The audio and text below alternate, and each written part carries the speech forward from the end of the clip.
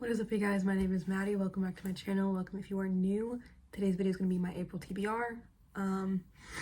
Please excuse this. It's been a long day. It's been a really long day. Today I am being ambitious, very ambitious, especially since I'm in the middle of like 1,000,001 books. I'm also going to try something new, so we're going to see how that works. Yeah, I currently have a Diet Coke next to me.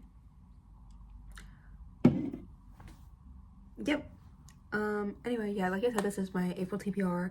I have 4 books here, and I will probably I will end up with 5 by the end of this video. But we'll get to that when we get to that. The first book I have is Radio Silence by Alice Osman. I do know that this is an LGBTQ plus book.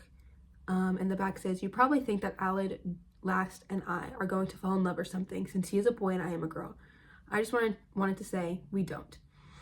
And it's about I'm gonna assume a girl named Frances, and she's apparently spending time and making art for her favorite podcast. And Alid is the super smart kid, the super quiet kid, and he's the creator of said podcast. But when Alid's identity is revealed, Frances fears that podcast and their friendship is at risk.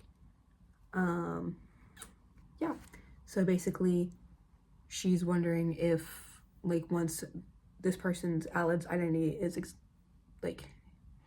revealed, that her existence will basically not mean anything, is what I'm catching on to. I also believe that this is the creator of Heartstopper, and I really, really liked Heartstopper. I read it on Webtoon. I'm like an OG. I haven't finished the show. Next, I have We Are the Wildcats by Siobhan Vivian. I don't know much about this book. I know that it's kind of like culty-ish. And I also know that my mom really liked it, which is pretty shocking to me because this doesn't seem like something she would enjoy. The back says, "In 24 hours, the Wildcats varsity field hockey squad will play the first game of their new season. Though only a scrimmage, they'll face the team who beat them at states last year, so losing isn't an option. But that's tomorrow. Tonight is a team sleepover. Coach wants them in bed by 10, but at midnight, the girls sneak out to hold their own initiation ceremony. It's a beloved tradition that Coach has tactically permitted the girls to control. Until now, Coach spins them off on a new adventure, one that takes the girls deep into the night. They will pull the craziest stunts, the wildest pranks, and their hearts will beat faster than ever, all to prove how far they're willing to go for this team. It takes everyone, but especially Coach, by surprise. As the girls step out of their comfort zones, so do their long-held secrets. Suddenly, it's unclear what will happen when this night finally comes to an end, or who they'll be to one another tomorrow morning. But what it means to be a wildcat, they'll know for sure." So yeah, it just seems like they're going on like a bunch of adventures and missions to prove loyalty to each other. I've heard that this can be kind of weird at some points. So I'm really excited to see how that plays out. But we'll see. Next, I have Coraline by Neil Gaiman. I read like half of this book a while ago and then completely forgot all of it, which is weird because Coraline is also one of my favorite movies.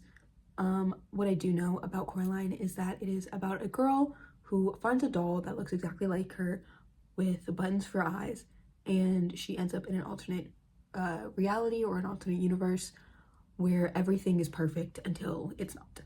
I also know that Neil Gaiman wrote this for his very young daughter who loved horror, so I think that's really interesting. The last book I have is All Our Hidden Gifts by Caroline O'Donoghue.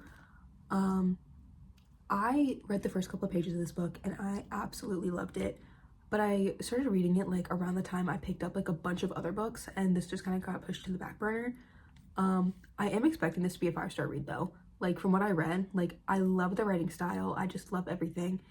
Our main character, Maeve Chambers, like, I really liked how she was written in that first chapter. The back says, "Maeve Chambers will do almost anything for attention." Same. So when she finds a dusty pack of tarot cards at school, she soaks up the celebrity that comes with giving eerily accurate readings to her classmate. There's one person whose attention she can't capture, though. Her former best friend, Lily O'Callahan, whom she betrayed last year in an act that still makes Maeve cringe.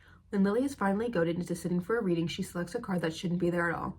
2 days later, she disappears. Consumed by guilt, Maeve teams up with beautiful, sophisticated classmate Fiona and sexy, mysterious Ro. Lily's older sibling, to try and find her lost friend. But as the three combine their unnatural talents to bring Lily back, they must face the dark forces keeping her trapped before she's lost forever. So I am very excited to read this. Like, this is one of those books that like I would constantly see at Barnes & Noble and I would never pick up, even though I always thought the cover was beautiful and I loved just everything that it was. But I just was like, oh, there are other books I would probably read more.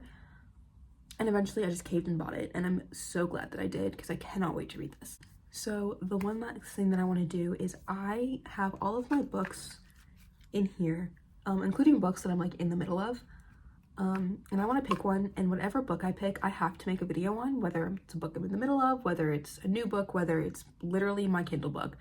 I have to make a video on it, and it has to be done with the physical reading, and it cannot be an audiobook. Like, I'm trying to challenge myself to use my audiobooks less and less. So we're gonna do this together. I'm gonna shake it up, mix it around.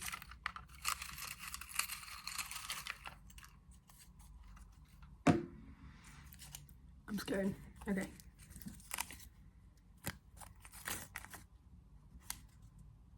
Okay, so I got The Silent Patient, which is a book I'm currently in the middle of. It's actually literally next to me.